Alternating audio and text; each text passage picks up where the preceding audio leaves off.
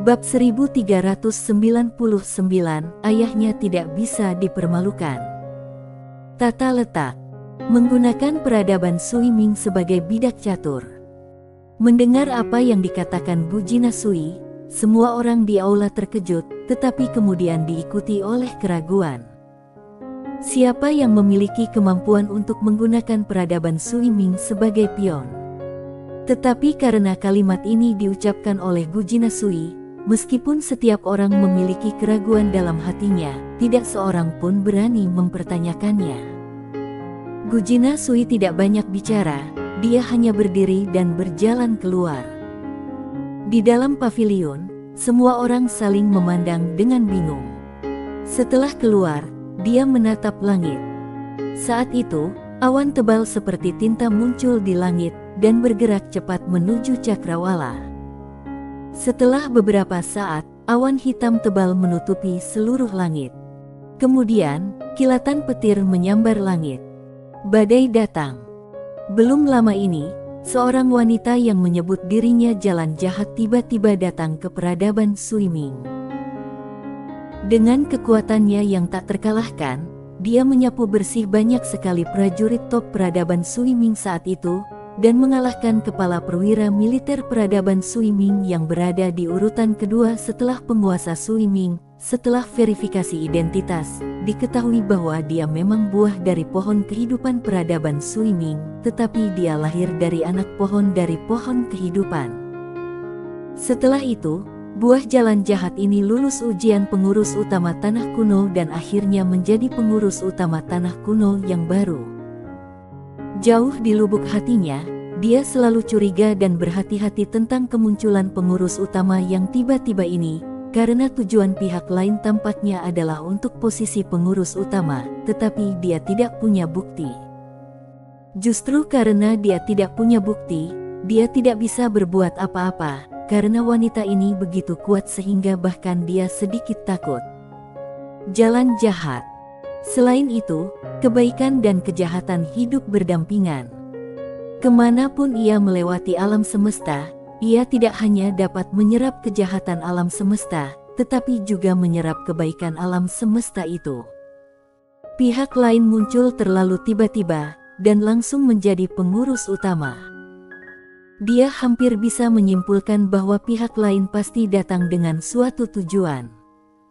Sekarang, kemunculan Sandar Ye membuatnya merasa semakin tidak nyaman. Keduanya berasal dari tempat yang sama. Apakah ini suatu kebetulan? Dan pagoda kecil itu bukan milik Cinta Pei. Dia berbeda dari yang lain di pavilion. Dia telah melihat dunia, dan tidak berlebihan untuk mengatakan bahwa kekuatan dan pengetahuannya adalah yang terbaik di peradaban Sui Ming. Justru karena inilah dia dapat mengetahui sekilas bahwa pagoda kecil itu bukan milik Cinta Pei, karena bahkan Cinta Pei tidak memiliki kemampuan untuk membangun pagoda sekecil itu. Terlebih lagi, Cinta Pei sendiri paling benci melakukan penelitian yang berantakan ini.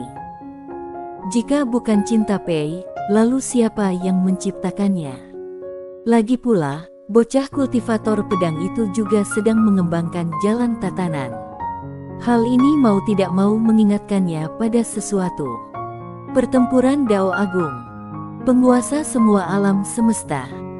Dengan kata lain, pemuda ini kemungkinan besar dipromosikan atau dibina secara khusus oleh suatu peradaban yang sangat kuat dengan tujuan menjadi penguasa semua alam semesta. Dan peradaban Sui Ming mungkin hanya batu loncatan bagi pihak lainnya. Gu Jina Sui tiba-tiba membuka matanya. Pada saat ini, hujan dari langit tiba-tiba turun seperti sungai yang mengalir dari kendi. Dalam sekejap, tirai hujan menghubungkan langit dan bumi, dan seluruh dunia menjadi kacau. Gu Jina Sui menatap langit dengan ketajaman yang belum pernah ada sebelumnya. Tugasnya adalah melindungi peradaban Sui Ming. Demi peradabannya sendiri dan jutaan orang di peradaban Sui Ming, dia akan bertarung sampai akhir meski lawannya adalah dewa. Pavilion Mabuk Dewa. Setelah Sandar Ye mengenakan pakaiannya, dia meninggalkan pavilion Mabuk Dewa. Dia berjalan di sekitar kota, mencoba mencari tahu berita tentang wanita berbaju merah, tetapi dia tidak menemukan apapun. Jelas, identitas wanita berbaju merah itu lebih misterius dari yang dia bayangkan. Pada saat ini, Sander Ye tiba-tiba merasakan nafas misterius. Dia berbalik dan melihat seorang pria tak jauh darinya tengah menatapnya dengan pandangan yang amat tidak bersahabat. Wajah Sander Ye menjadi gelap. Dia tahu bahwa peradaban Sui Ming mulai mengincarnya. Pada saat ini, pria itu tiba-tiba merentangkan telapak tangannya, dan sebuah gulungan tiba-tiba terbang keluar dari tangannya. Dalam sekejap, Sander Ye dan pria itu menghilang dari tempat itu pada saat yang sama. Ketika mereka muncul lagi, mereka sudah berada dalam kehampaan ruang dan waktu. Sander Ye menatap pria itu, "Apa kamu dari peradaban abadi atau peradaban tanah kuno?" Lelaki itu berkata dengan suara galak, "Aku ayah kamu." Saat suara itu terdengar, orang itu telah menghilang dari tempatnya. Dalam sekejap, sinar tinju sepanjang 1000 kaki melesat ke arah Sander Ye seperti air bah. Sander Ye menyipitkan matanya sedikit, dan dengan sebuah pikiran, pedang King Xuan melesat keluar dengan suara "Swiss". Dengan suara, desisan cahaya tinju sepanjang 10.000 kaki itu terkoyak dalam sekejap, dan pedang itu langsung masuk dan menusuk langsung ke alis pria itu. Mata lelaki itu membelalak, "Bagaimana mungkin kamu berada di alam yang sama denganku?" Sander Ye melambaikan tangannya. Jelek. Kepala pria itu terbang keluar. Darah seperti pilar. Bunuh seketika. Pagoda kecil berkata, "Si kecil, kamu tahu dia sedang diperalat, mengapa Karnu langsung membunuhnya dan membiarkan orang-orang dalam kegelapan mendapatkan apa yang mereka inginkan?" Sander Ye berkata dengan tenang, "Ayah tidak boleh dipermalukan, dan siapapun yang mempermalukannya harus mati." Sambil berbicara, dia merentangkan telapak tangannya, dan cincin penyimpanan pria itu terbang ke tangannya, berisi lebih dari 10.000 kristal kaisar bermutu tinggi. Setelah menyimpan cincin penyimpanan, dia memikirkannya, dan pedang King Xuan terbang keluar dan menghancurkan dunia di sini. Dia kembali ke jalan, dan tubuh pria itu juga kembali ke tempat asalnya. Dengan munculnya mayat tersebut, terjadi keributan di tempat kejadian. Blok. Pada saat ini, tiba-tiba terdengar suara tepuk tangan dari samping, lalu seorang pria perlahan keluar. Pria itu mengenakan jubah perak dan tersenyum. "Saudaraku, kamu sangat kuat sehingga kamu membunuh lawan dengan level yang sama dalam sedetik hanya dengan satu pedang. Luar biasa, luar biasa." Sander Ye menatap lelaki itu. Lelaki itu tersenyum dan berkata, "Aku dari peradaban tanah kuno Sunomu." Sunomut. Begitu kata-kata itu keluar, terdengar suara-suara terkejut di lapangan.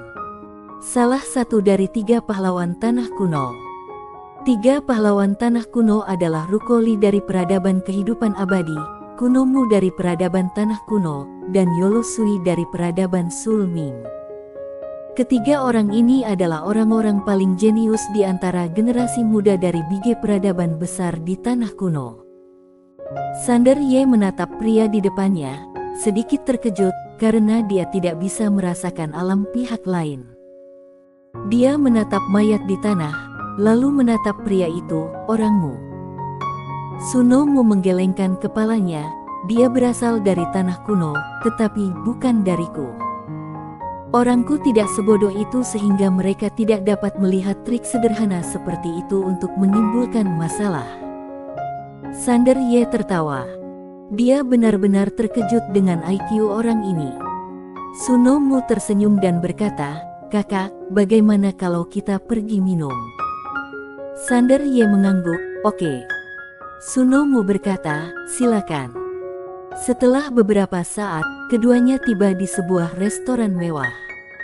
Setelah duduk, Sunomu bertanya, "Saudara Ye, apakah kamu dari alam semesta di bawah?" Sander Ye mengangguk, "Ya." Suno Mu berkata lagi, "Kudengar peradaban Sui Ming pernah melancarkan serangan cermin Tao padamu, tetapi kamu berhasil menahannya dengan kekuatanmu sendiri." Sander Ye berkata dengan rendah hati, "Itu hanya keberuntungan."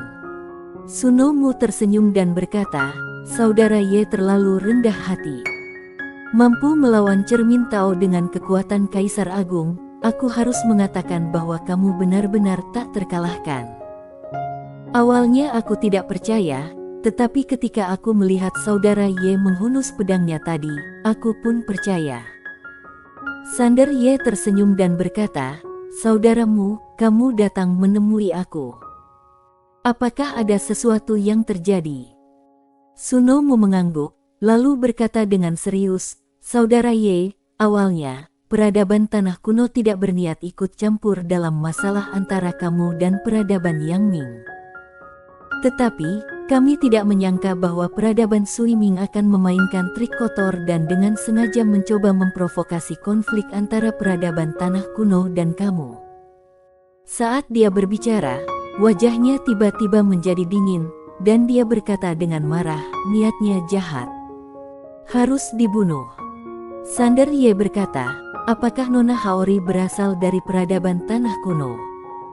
Suno Mu mengangguk, "Benar sekali. Orang ini memiliki status tinggi di peradaban tanah kuno kita, dan dia memiliki banyak pelamar. Aku tidak pernah menyangka dia akan membelot ke peradaban Sui Ming.